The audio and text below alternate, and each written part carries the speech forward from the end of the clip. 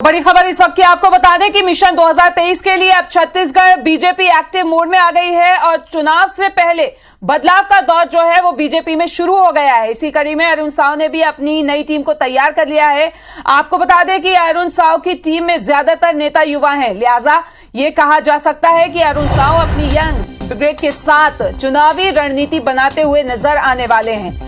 आपको यह भी बता दें कि बीजेपी के 8 नेता प्रदेश उपाध्यक्ष बनाए गए हैं। इनमें शिवरतन शर्मा, निर्मला सिन्हा, मधुसूदन यादव, लखन लाल देवांगन, भूपेंद्र सवन्नी, सरला कोसरिया, उद्देश्वरी पेकड़ा और लक्ष्मी वर्मा का नाम शामिल है। अरुण साव की टीम में 4 नेता प्रदेश महामंत्री भी बने हैं। आपको बता दें केदार कश्यप, ओपी चौधरी, विजय शर्मा प्रदेश महामंत्री और पवन साय संगठन महामंत्री बने हैं।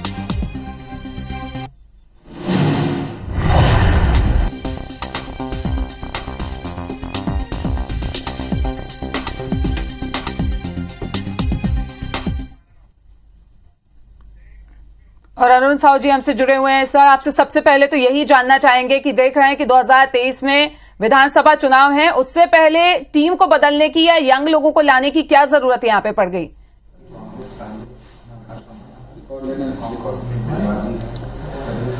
देखिए, भारतीय जनता पार्टी कार्यकर्ताओं की पार्टी है। छत्तीसगढ़ में भारतीय जनता पार्टी मजबूत है। मतदान केंद्र स्तर तक हमारे कर्मठ और मेहनती कार्यकर्ताओं की एक लंबी फहरिस्त है और इसलिए अभी जो कार्यकारिणी पदाधिकारियों की सूची जारी हुई है, जहां एक तरफ अनुभवी लोगों को इसमें शामिल किया गया है, वहीं ऊर्जावान नए युवाओं को भी शामिल किया गया है। एकदम संतुलित टीम है। बधाई और शुभकामनाएं देता हूं और निश्चित रूप से मिलजुल करेंगे, जनता के अपेक्षाओं के अनुरूप काम करेंगे और 2023 में भारतीय जनता पार्टी की सरकार बनाएंगे। लेकिन आपने यहां पे नई टीम तो बना ली है, लेकिन पुरानी टीम के जो सदस्य हैं उनका क्या होगा? अब उन्हें क्या जिम्मेदारी दी जाएगी?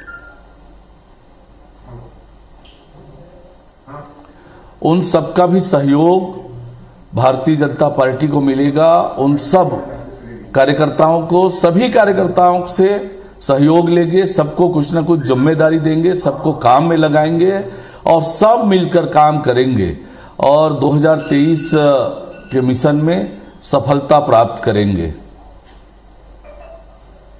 बिल्कुल, आपसे यहां पे ये भी जानना चाहेंगे कि 15 साल तक आपकी सरकार रही, अब आगे चुनाव होने वाले हैं, पर जिस तरीके से हमने देखा कि 15 साल का जो रिकॉर्ड था वो 15 सीटों तक सिमट के रह गया है, तो ये जो तैयारी की है क्या ये उसी को लेके की गई है?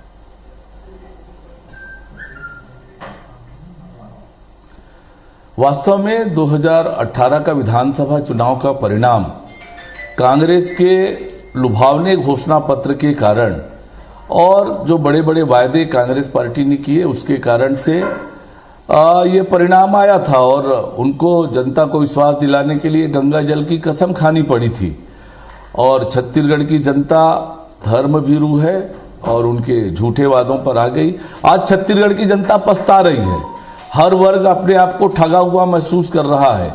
जो उनसे वायदे किए गए थे वो एक भी वायदे पूरे नहीं हुए और हमारी पार्टी में जो पदाधिकारियों की नियुक्ति हुई है, ये संतुलित टीम है। सब लोग मिलकर काम करेंगे, सभी का सहयोग लेंगे, हर एक कार्यकर्ता को काम में लगाएंगे और निश्चित रूप से जनता का आशीर्वाद हमारे साथ है और 2023 के चुनाव में निश्चित रूप से जनता के आशीर्वाद से छत्तीसगढ़ में भारतीय जनता पार्टी की सरकार बनाएंगे। लेकिन आपको यहां पे आपसे ये भी जानना चाहेंगे कि आपने कवायद तेज कर दी, नई टीम का गठन भी कर लिया, लेकिन इसमें कांग्रेस का कहना है कि ये जो आपने टीम तैयार की है, जो ये आपकी नई कवायद है, ये फेल साबित होने वाली है।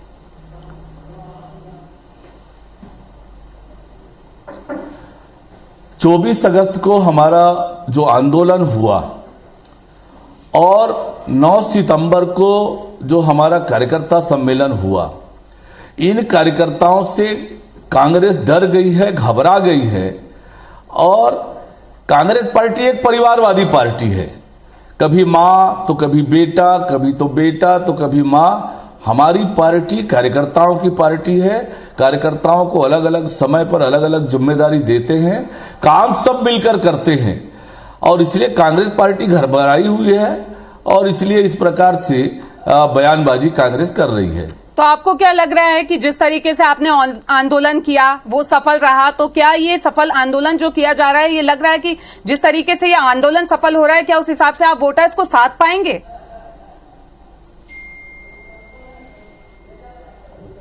निश्चित रूप से हम जनता की मुद्दों को लेकर सड़क से लेकर सदन तक लड़ाई लड़ेंगे।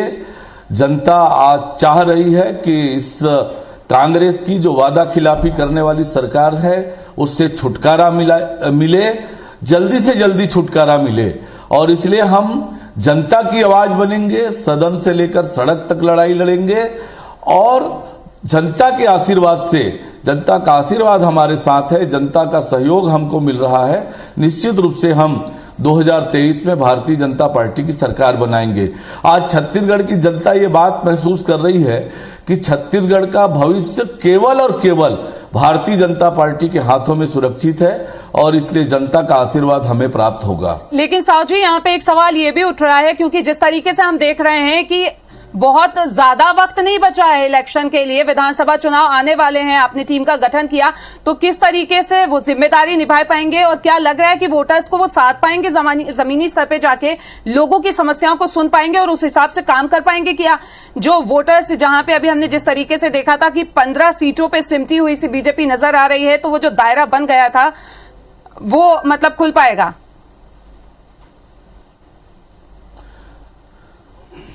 भारतीय जनता पार्टी एकमात्र राजनीतिक दल है जो रोज कहीं न कहीं विभिन्न कार्यक्रमों के माध्यम से जनता के बीच में जाकर काम करती है। याद करिए वो कोरोना महामारी का समय, जब सारे राजनीतिक दल लॉकडाउन में थे, भारतीय जनता पार्टी के कार्यकर्ता अपनी जान जोखिम में डालकर जनता की सेवा में लगे हुए थे। जनता के हर मुद्दों को लगातार हम उठाते रहे हैं और इसलिए भारतीय जनता पार्टी चुनाव के लिए हमेशा तैयार रहती है। आज भी हम चुनाव के लिए तैयार हैं और जनता के लिए आगे भी हम सड़क से लेकर सदन तक लड़ाई लड़ेंगे। जनता का आशीर्वाद भारतीय जनता पार्टी के साथ है। जनता भी चाहती है इस सरकार से, कांग्रेस की सरकार से छुटकारा पाना। हम जनता की आकांक्षा पूरा करने के लिए पूरी ताकत लगाएंगे, पूरा संघर्ष करेंगे। बिल्कुल, जिस तरीके से आप कह रहे हैं कि हम तैयार हैं, साथ लेंगे वोटर्स, लेकिन जिस तरीके का एक गैप बना हुआ है तो उसको किस तरीके से फुल करेंगे, क्योंकि अभी आपकी सीट्स जो है वो बहुत कम है?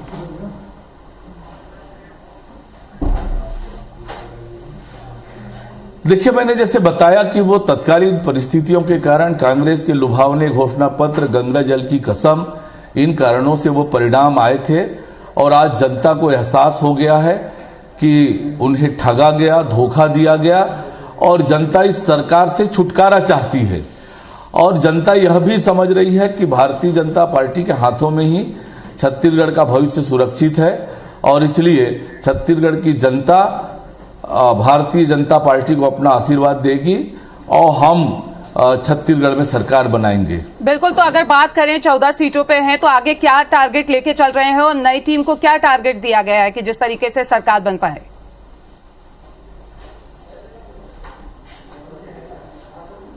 हम पूरी ताकत लगाएंगे, पूरे 90 विधानसभा सीटों में पूरी मजबूती के साथ लड़ेंगे और जनता का जिस प्रकार से आशीर्वाद हमें मिल रहा है, हम निश्चित रूप से जनता के आकांक्षाओं के अनुरूप छत्तीसगढ़ में जो जनता चाहती है कि भारतीय जनता पार्टी की सरकार बने, तो उसके लिए हर स्तर पर प्रयास करेंगे। सड़क से लेकर सदन तक लड़ाई लड़ेंगे। लड़ाई तो लड़ेंगे, लेकिन अगर हम मुद्दों की बात करें तो वो कौन से मुद्दे होंगे जिनको लेकर आप मैदान में उतरेंगे?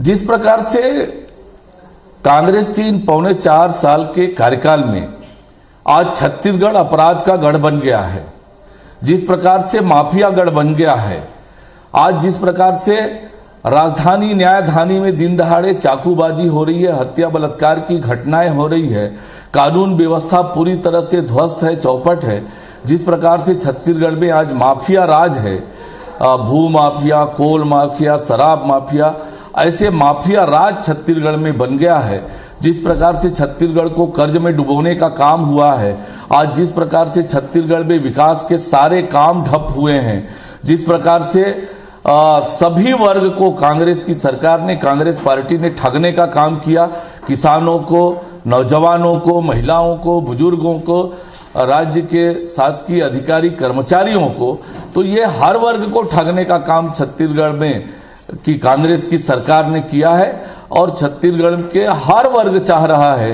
इस सरकार से छुटकारा पाना, जितना जल्दी से जल्दी हो सके इस सरकार से मुक्ति मिले, क्योंकि छत्तीसगढ़ के जनता का भविष्य केवल और केवल भारतीय जनता पार्टी के हाथों में सुरक्षित है। छत्तीसगढ़ विकास की दिशा में कोई लेकर जा सकता है तो केवल भारतीय जनता पार्टी ही लेकर जा सकती है, और इसलिए जनता का आशीर्वाद भारतीय जनता पार्टी को मिलेगा और छत्तीसगढ़ में जनता के आशीर्वाद से भारतीय जनता पार्टी की सरकार बनेगी और हम छत्तीसगढ़ को एक बार फिर विकास की दिशा में आगे लेकर जाएंगे।